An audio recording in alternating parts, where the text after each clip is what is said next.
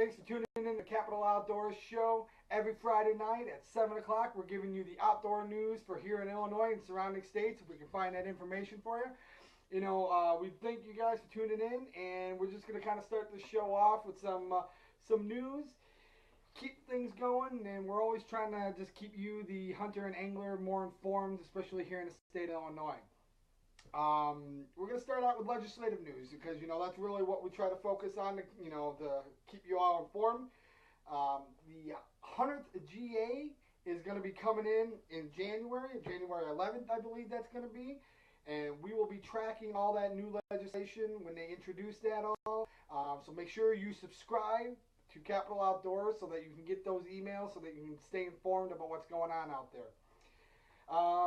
Big news in Washington, D.C. today, or this week.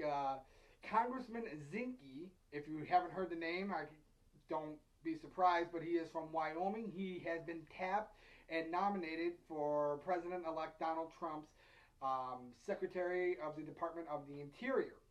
Now, the Department of the Interior does so much stuff, but basically, to kind of wrap it up in a quick quo, it's the IDNR for the federal government. So they look out for all the lands. They deal with natural resources.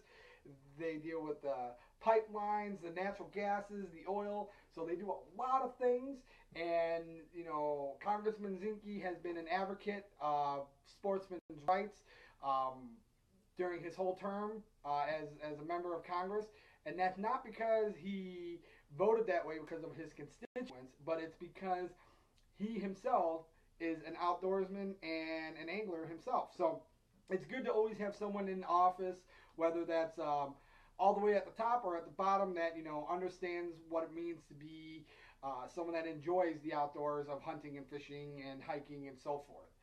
But to kind of switch gears for a second to go to the current president, President Obama on December 8th signed the REC Act. That's REC Act. Or the Outdoors, Recreations, Jobs, and Economic Impact of 2016. He signed that this past week, and basically what this bill does is, prior to it, the federal government never tracked what we as anglers and hunters spent. This is now going to do that. The federal government is now going to have analysis that track our economic impact. And we've been saying this for years, ladies and gentlemen, that hunters and anglers have a huge impact on the economy. And now we'll have numbers to back that up. And when we have those numbers, we will be able to talk to our politicians and show them how this, a certain bill or something like that impacts a certain part of the state of Illinois, or, the grand scheme of the United States. But in Illinois alone, hunters and anglers support over 30,000 jobs and funnels billions of dollars into the local economy. I mean, that's a lot of money. I mean, we're not talking chump change. We as hunters and anglers support conservation. We support so much more than just, going out and having a good time in the field. But going into other news, kind of sad, but 4 Ottawa County men in Michigan, again I repeat, in Michigan, were ticketed for poaching 60 ducks. This happened back in October. The judge had their sentence, but they pleaded guilty. The 4 individuals were hunting over 200 pounds of corn. All right, ladies and gentlemen, if you hunt and fish, follow the rules. Seriously, they're there so that everybody has an equal opportunity. It's there so that everybody can enjoy it. If you have to poach, you're putting a bad name on us. And with that being said, it's just ridiculous that these guys did that. They weren't even, in the press release from the Michigan DNR, says they weren't even using decoys or ducks. So literally, I mean, you guys were, these 4 gentlemen, I'm glad that you're going to have to pay $5,000 in reimbursement, a $10 judgment fee. That's totaling over $20,000. And thought I had it here. I guess I don't. I apologize. But there are some other court fees and stuff like that these individuals are not going to have to pay. I do know that they are getting their hunting rights taken away for 3 years. Personally, I don't think that's long enough because you know what, you broke the law and you broke it big time. And you know what, I'll take it because you know that $5,000 or that $20,000 is actually going back into the Michigan DNR programs and stuff like that. So it's good to see that the CPOs in that state are catching the poachers just like they are in Indiana, Illinois, Wisconsin, etc. But there's been some sad news in the outdoor news this week. I just found out yesterday Wade Bourne from Ducks Unlimited passed away.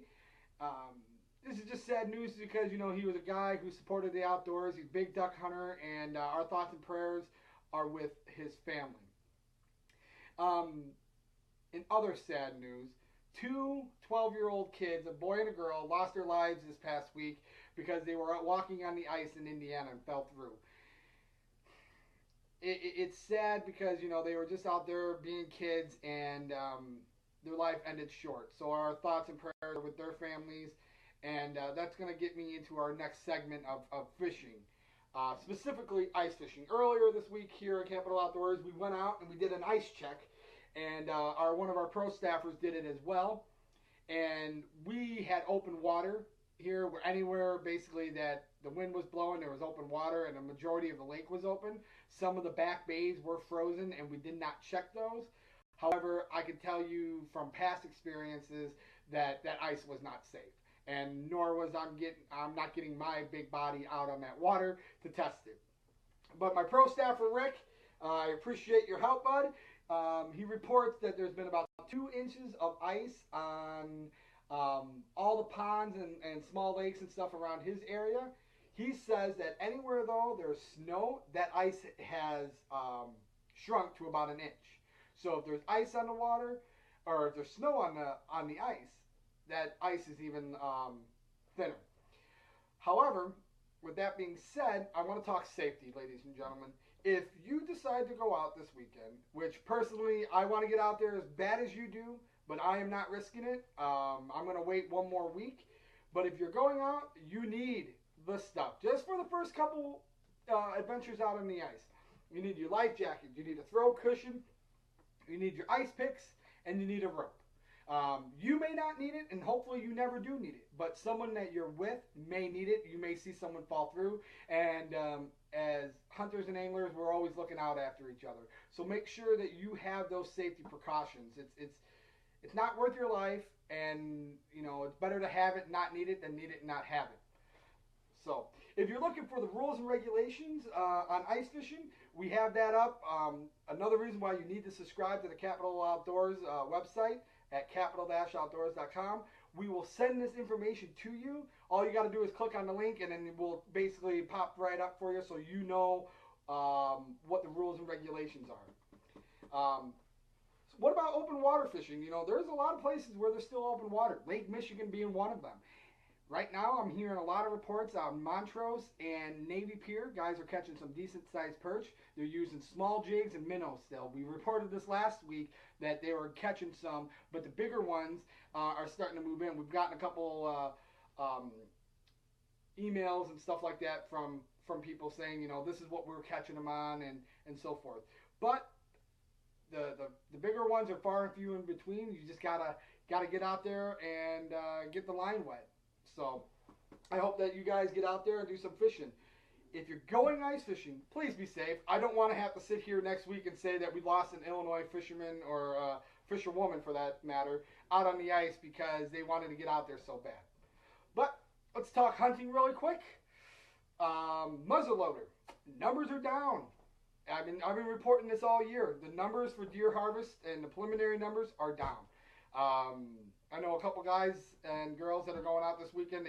We were talking just before the show, and they were saying that they're going out this weekend and they're hoping to have some luck. So let us know how you do out there. We'd be happy to share your success with other people. But we're all not deer hunters. Some of us are duck hunters and all that good stuff. So pheasant hunting. If you're looking for pheasant hunting, there are still state sites that are having the pheasant hunting, the controlled pheasant hunting. You can find that information on the IDNR website or our website. But I know for a fact Jim Edgar Panther Creek is doing more releases this year. And my dad and I actually took advantage of that. We went out hunting last weekend. You may recall I was wearing all my orange, Blaze Orange stuff, and we had a great time. We don't get to go pheasant hunting as much as I think we would like, but we had a great time doing it. So here's some interesting news. If you're retired, I'm kind of speaking to you right now, especially if you have money. I just got this information. The Illinois Department of Natural Resources today terminated, I repeat, terminated the lease agreement with Rend Lake Resort Incorporated and intends to seek a new operator for the Rend Lake Resort and Conference Center, located on Rend Lakes at Wayne Fitzgerald State Recreation Area in Southern Illinois. So if you got some money and you're looking to kind of start a new gig or something like that, I'd love to see and hear if you want to do something like that. But the IDNR is looking for you. They are looking for someone to take over the responsibilities at the Rend Lake Resort. Needless to say, the individuals that are currently hosting it, they have not paid bills and so forth. I guess the IDNR now knows how it feels when you don't pay your bills. Anyways, in the grand scheme of things, you know, we just want you all to be safe. That's what this is all about, trying to tell you guys everything that's going on out there. Oh, I forgot one of the most important things. Duck numbers. Aaron Yetter from the Forbes Biological Station put out his numbers, and they're up a little bit, but they're not as up as they should be. I will say that I have kind of signed off on the dotted line for at least duck season. I know goose season is going to go until the end of January, and I'm excited to get out there and do that. But the ducks just came late this year, and I'm not going out when it's raining. So if you get out there, you know, just stay safe, and that's what it's all about. Here at Capital Outdoors, we always are trying to inform you about legislation, conservation, and education. If there's ever anything that you want us to kind of cover or look at or to investigate, let us know. But remember, enjoy the outdoors, good luck, and stay safe.